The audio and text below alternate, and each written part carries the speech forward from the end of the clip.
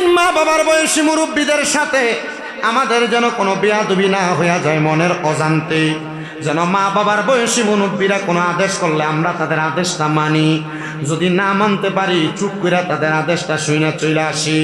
প্রিয় মুসলমান ইমানদার, যদি তুমি এটা করতে পারো তাহলে তোমার মা বাবা কবরে ভালো থাকবে, তাহলে তুমি তোমার মা বাবার উপর যে দায়িত্বগুলা পালন করবা, অপকর্ম ত্যাগ করবা, কারণ তোমার অপকর্ম তোমার মা বাপরে জাহান্নামের দিকে নিয়ে যাবে।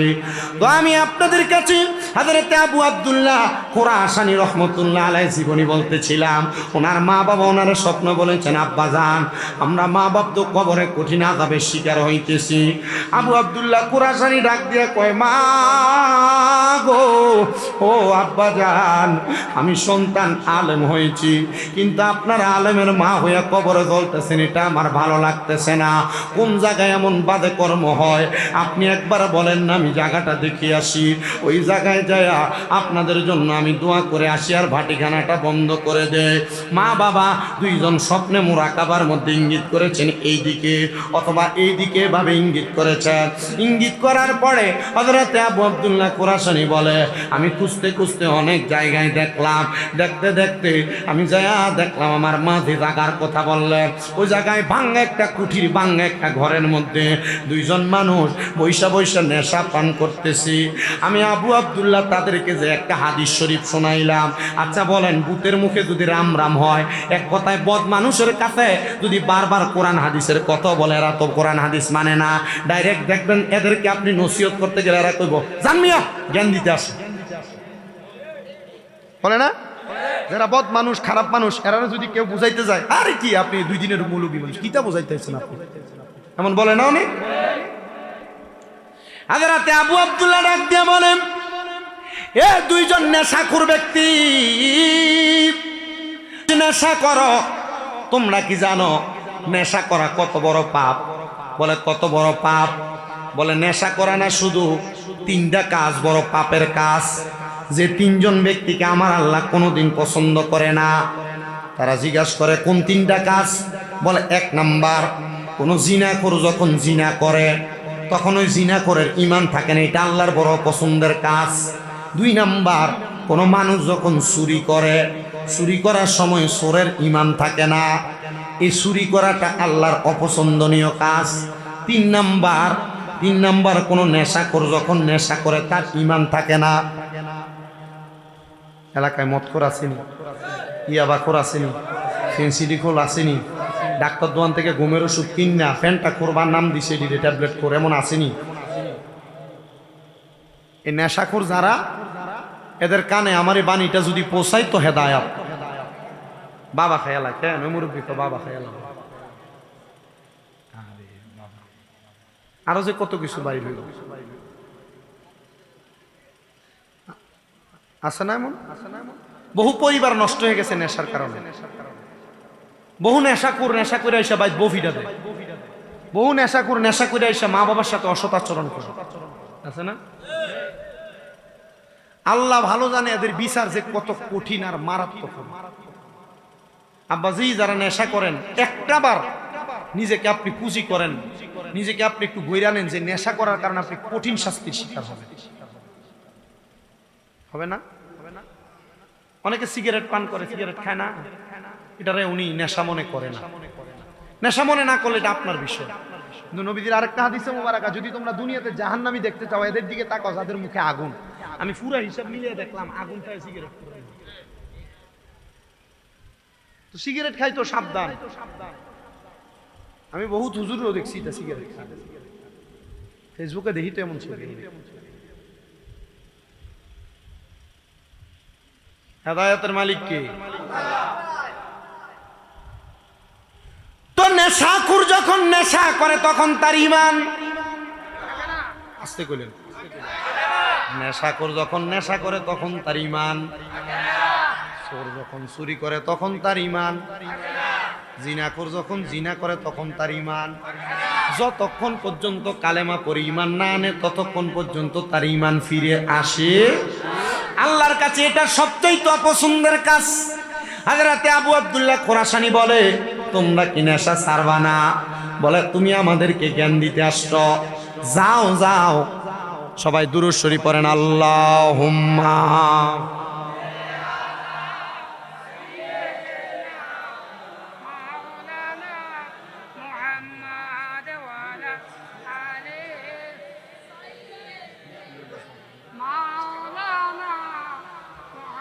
আর একটু জবান খুলে মোহাব্বতে পড়েন আল্লাহুম্মা। তুমি কি রওনা দিছে বললো না 10টা আসবে।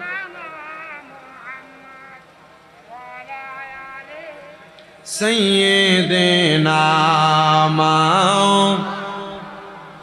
হযরত আবু আব্দুল্লাহ খুরাসানী ওনাদেরকে যখন নসিহত করলেন, ওনারা আবু আব্দুল্লাহর প্রতি একটু ক্ষিপ্ত হয়ে গেলেন। ক্ষিপ্ত হয়ে আবু আব্দুল্লাহরে খেপায়া দিলেন, এখান থেকে তাড়াইয়া দিলেন। দ্বিতীয় দিন আবার আবু আব্দুল্লাহ তাদেরকে লোক নিয়ে বাধা দিলেন, তারা লোক সমাজে আবার চলে গেলেন। তৃতীয় দিন আবার বাধা দিছে, তারা এবার ডাক দিয়া কই, আবু আব্দুল্লাহ তুমি যে আমাদেরকে নেশা করা থেকে এখানে বাধা দাও, তুমি কি পারবা রে আমাদেরকে আবার পূর্বের জীবনে ফিরিয়ে দিতে? আবু আব্দুল্লাহ কয়, তোমাদের আবার পূর্বের জীবন কি? বলে আমরা তো নেশা এমনি এমনি করি নাই, আমরা তো সংসারের যন্ত্রণায় পুরা নেশা করি। বলে কেন তুমি নেশা করো? বলে আমি নেশা করি, আমার স্ত্রী আরেকজন বলে আমার স্ত্রী, তারা দুইজন দুই দিকে, তারা তাদের মতো করে অবাধভাবে চলাফেরা করে। এমন বহু মহিলা আছে তারা তাদের স্বামীর আদেশ মানে না, স্বামীর হুকুম মানে না। আপনারা বলেন এমন আছে না নাই? ওনারা ডাক দিয়ে আবু আব্দুল্লাহ রে, আমাদের স্ত্রী আমাদের কথা শোনে না, আমাদের কথা মান্য করে না, আমাদেরকে সম্মান করে না, এই জন্য না আমরা নেশা করি। এমন অনেক যুবক দেখবেন, অনেক মুরব্বীরা দেখবেন, অনেক এলাকার মানুষ দেখবেন বউয়ের অত্যাচার অনাচার সহ্য করতে না পেরে এমন ইয়াবা সেবন করে, নেশা সেবন করে। খোদার কসম করে বলি যুবক ভাই, নিজের জীবনটা তুমি নষ্ট করে দিও না। এ নেশা বড় মারাত্মক জিনিস। আল্লাহ তাআলা খামরু ওয়াল মাইসিরকে হারাম করেছেন, নেশা এবং জুয়াকে হারাম করেছেন। সাবধান, সতর্ক করে। নেশা করার কারণে তুমি কোনোদিন তোমার স্ত্রীকে পারে ফিরে পাবা না। তোমার স্ত্রী খারাপ হইতে পারে, মন্দ হইতে পারে, এটাকে তুমি চেষ্টা করো ভালো করার জন্য, কারণ ইসলাম তো ভালো করার সিস্টেম শিখিয়ে দিছে। আমি মাঝে মাঝে এমন অনেক ঘটনা দেখলে মনের মধ্যে হিতাকাঙ্ক্ষিত আর কষ্ট পায়। কয়েকদিন আগে রমজানে মনে হয় রামগঞ্জে এক মহিলা স্বামী বিদেশ থাকে, ওই মহিলা একজন পর ছেলের সাথে পরকীয়াতে লিপ্ত, ছেলেকেও বাদ দিয়া দেয় অন্য পুরুষের সাথে চলে যাওয়ার জন্য। আরেক যুবক ভাই আমারে বিদেশ থেকে ওমান থেকে কল দিতে, কুমিল্লা চান্দিনার, ফোন দিয়ে আমার কাছে কান্দে আর কই, হুজুর প্রবাসীদের স্ত্রীদের ব্যাপারে কি আপনারা একটু ওয়াজ করতে পারেন না? আমি জিগাইলাম, ও প্রবাসী ভাই তুমি কি জানতে চাও তোমাদের স্ত্রীদের ব্যাপারে? আমরা কি ওয়াজ করব? বলে হুজুর আমি আজকে 7 বছর বিদেশ করি, হুজুর আমার 7 বছরের ইনকামের সব টাকা আমার স্ত্রীর অ্যাকাউন্টে পাঠাইছি। আমার 2টা বাচ্চা, একটা বাচ্চার বয়স হলো 11 বছর আর একটা বাচ্চার বয়স হলো 7 বছর। হুজুর আমার স্ত্রীটা অল্প কিছুদিন আগে আমার 2টা সন্তানকে ফালায় রাইখা অন্য একটা ছেলের সাথে বিদায় হয়ে গেছে। হুজুর আমার মনে বড় কষ্ট, হুজুর আমার মনটার মধ্যে বড় আঘাত। আমি জিগাইলাম যে স্ত্রী আপনার চিন্তা করে নাই, আপনি ওই স্ত্রীর চিন্তা করার দরকার নাই। ওই হুজুর আমি তো আমার স্ত্রীর জন্য কান্না করি না, আমি কান্না করি আমার 2টা এতিম ফলার জন্য। আমি জিগাইলাম কেন কান্দেন? বলে আমার স্ত্রী চলে গেছে, সে তার জামাই পাইছে, আমি বিদেশ থেকে বাড়িতে আইসা বিবাহ করলে আমি আমার স্ত্রী পাবো। হুজুর আমার 2টা ফোলা তো তার আর মারে পাইতো না, হুজুর এই জন্য কান্দি।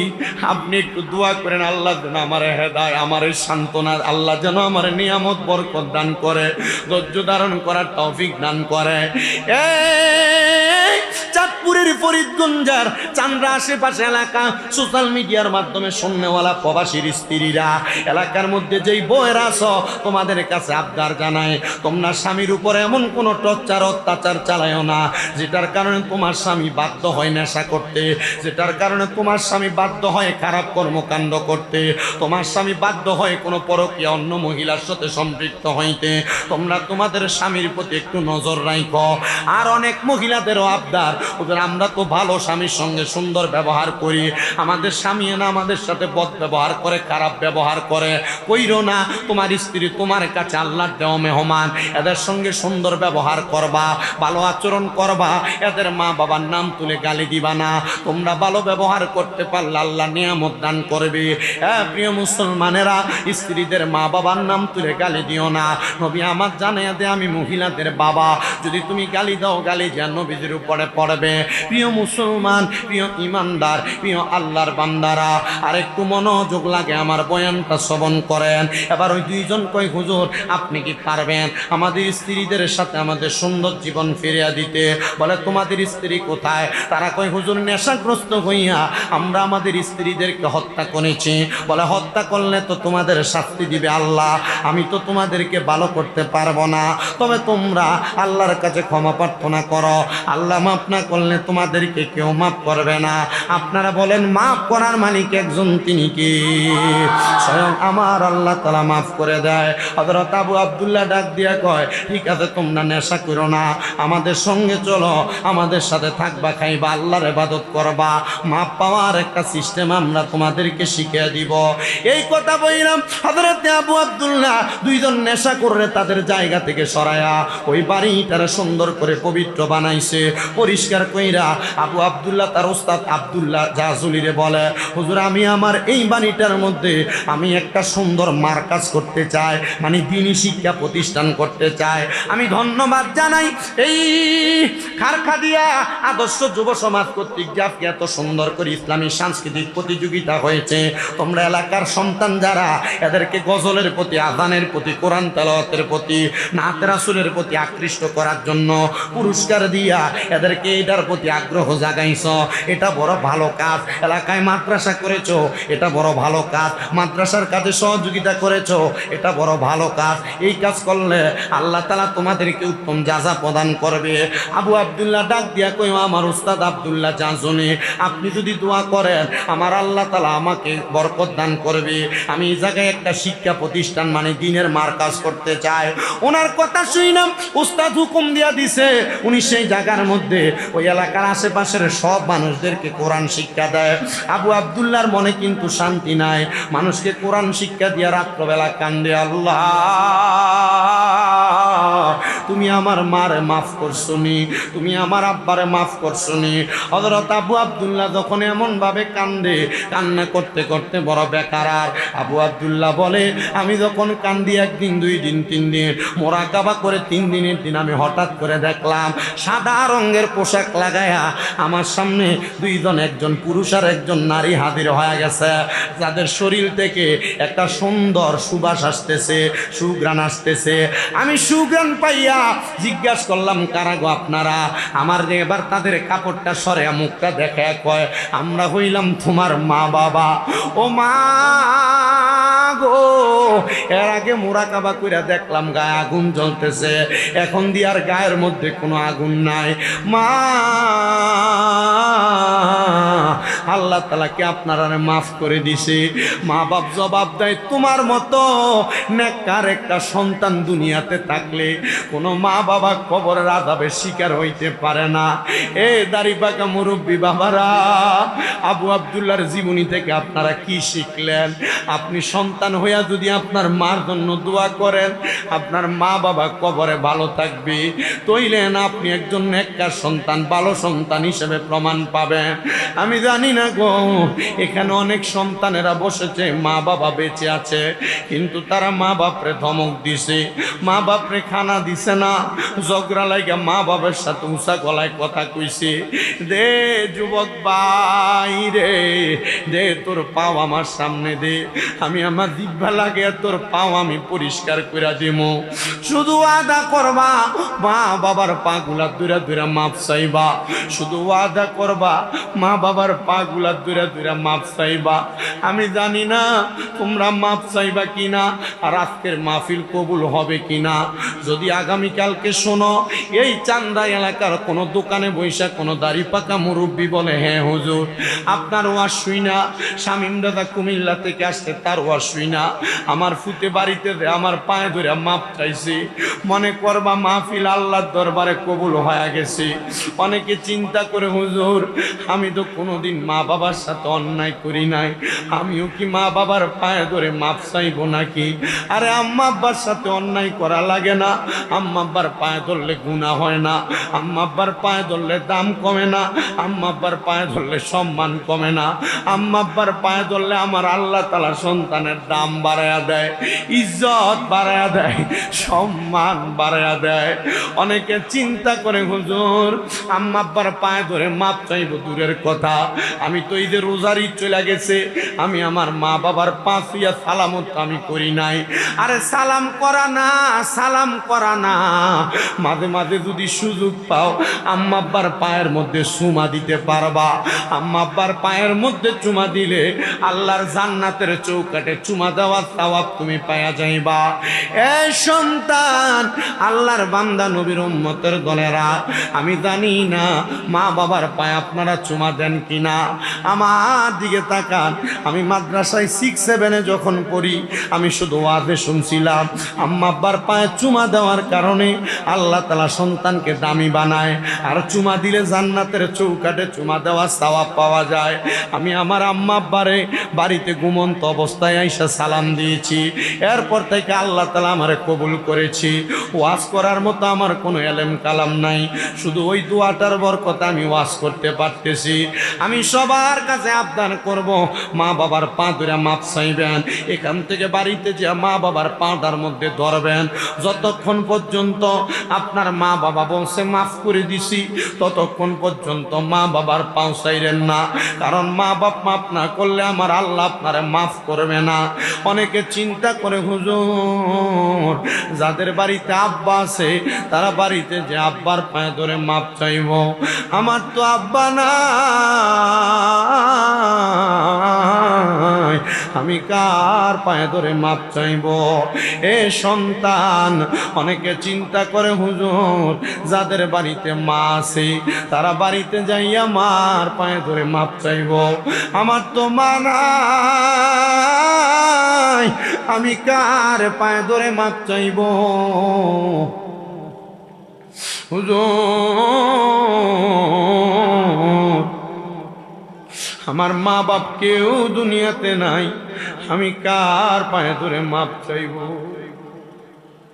ভালোবাসি তোমায় বাবা, বুকটা যে যায় ছিঁড়ে, তোমার কথা হৃদয় মাঝে পড়ছে বারে বারে। বাবা তুমি কেমন আছো ছোট মাটির ঘরে, তোমার কথা হৃদয় মাঝে পড়ছে বারে বারে।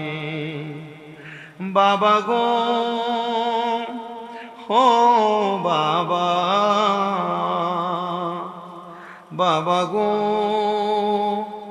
ও বাবা, বাবা তুমি কেমন আছো ছোট মাটির ঘরে, তোমার কথা হৃদয় মাঝে পড়ছে বারে বারে। বাবা গো ও বাবা, বাবা গো বাবা।